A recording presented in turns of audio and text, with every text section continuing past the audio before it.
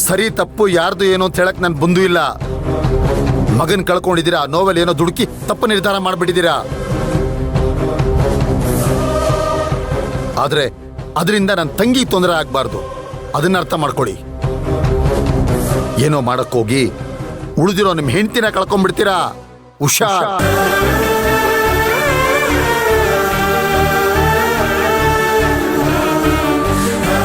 ಖಂಡಿತ ಮಾಡಲ್ಲ ಸರ್. ಇವರು ಶಾಂತಿ ಅಂತ ಅನ್ಕೊಂಡು ಆತ್ರದಿಂದ ತಪ್ಪು ಮಾಡ್ಬಿಟ್ಟೆ. ನಿಮ್ ತಂಗಿನ ಧಾರಾಳವಾಗಿ ಕರ್ಕೊಂಡೋಗಿ ಸರ್. ಇನ್ಮುಂದೆ ನಿಮ್ ದಾರಿಗೆ ನಾನು ಯಾವತ್ತೂ ತೊಂದರೆ ಮಾಡಲ್ಲ. ತೊಂದರೆ ಮಾಡಕ್ಕಾಗೋದು ಇಲ್ಲ. ನನ್ನ ತಂಗಿನ ಮುಟ್ಟೋದಷ್ಟು ಸುಲಭನೂ ಅಲ್ಲ. ಅಪ್ಪಿ ತಪ್ಪಿ ಆ ಥರ ಯೋಚನೆ ಮಾಡಿದ್ರೆ ನಡೆಯೋದು ಬೇರೆ, ಮಾತಾಡೋದು ಟೈಮ್ ಇಲ್ಲ, ಮುಹೂರ್ತ ಮೀರೋಗುತ್ತೆ. ಕಂದ ಬಚ್ಚಿನ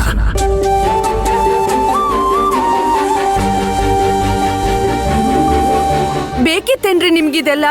ನೀವು ಬರೋದೇನಾದ್ರೂ ಒಂದ್ ಸ್ವಲ್ಪ ಹೊತ್ತು ಲೇಟ್ ಆಗಿದ್ರು ಅವ್ರು ನನ್ನ ಸಾಯಿಸ್ಬಿಡ್ತಿದ್ರು. ಆ ಥರದ್ದೇನೂ ಆಗಲ್ಲ. ಸರಿ, ನೀನ್ ಹೋಗಿ ರೆಸ್ಟ್ ಮಾಡು.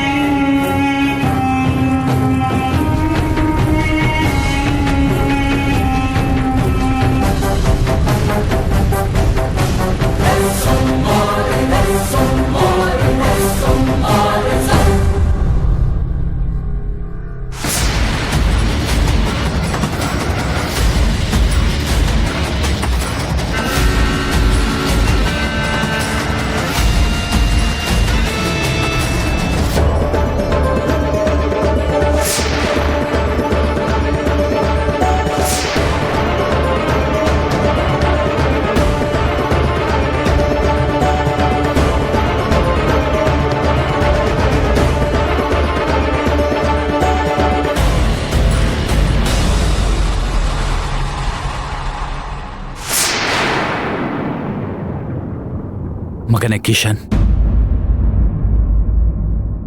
ಇವಳು ಅರ್ಚನಾ ಅಲ್ಲ, ಶಾಂತಿನೇ.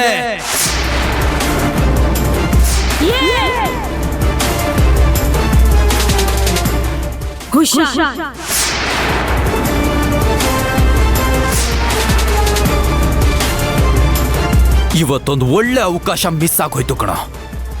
ನನ್ನ ಹೆಂಡತಿ ಪ್ರಾಣ ಕಾಪಾಡಕ್ಕೋಸ್ಕರ ಅವಳನ್ನ ಬಿಟ್ಟು ಕಳಿಸ್ಬಿಟ್ಟೆ. ಆದ್ರೆ ಬಿಡಲ್ಲ, ಯಾವುದೇ ಕಾರಣಕ್ಕೂ ಬಿಡಲ್ಲ. ಈ ಭೂಮಿ ಮೇಲೆ ಅವಳು ಜೀವಂತವಾಗಿರ್ಬಾರ್ದು. ಕೊಲ್ತೀನಿ, ಕೊಂದೇ ಕೊಲ್ತೀನಿ. ಅಡ್ಡ ಬಂದ್ರೆ ಅವ್ರ ಅಣ್ಣನ್ನು ಕೊಲ್ತೀನಿ.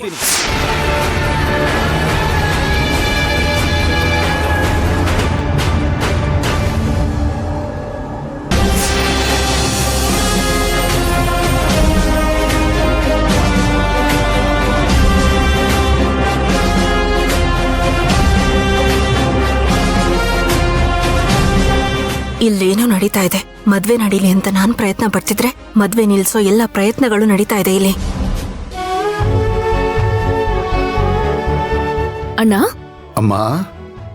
ಏನಣ್ಣ? ಒಂದು ಕ್ಷಣ ನನ್ನ ಹೃದಯ ನಿಂತೋದಾಗ ಆಗೋಯ್ತು ಕಣಮ್ಮ. ಅಣ್ಣ, ಏನ್ ಹೇಳ್ತಿದ್ಯಾ? ಹಾಸ್ಪಿಟಲ್ಗೆ ಹೋಗೋಣ ಬಾರಣ. ಈಗಲ್ಲ ಕಂದ, ನೀನು ಪಾರ್ಲರಿಂದ ಕಿಡ್ನಾಪ್ ಆಗೋಗಿದ್ದಲ್ಲ ಆಗ.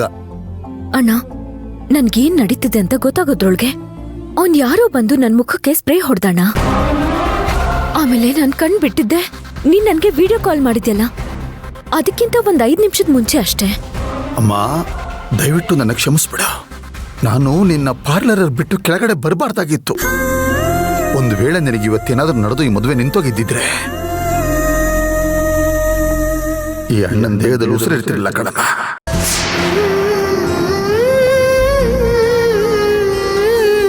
ಅಣ್ಣ, ಏನಣ್ಣ ನೀನು? ಈಗೆಲ್ಲ ಸರಿ ಹೋಯ್ತು ತಾನೆ? ಯಾಕೆ ಈ ತರ ಎಲ್ಲ ಮಾತಾಡ್ತಿದ್ಯಾ? ಇಲ್ಲ ಕಂದ,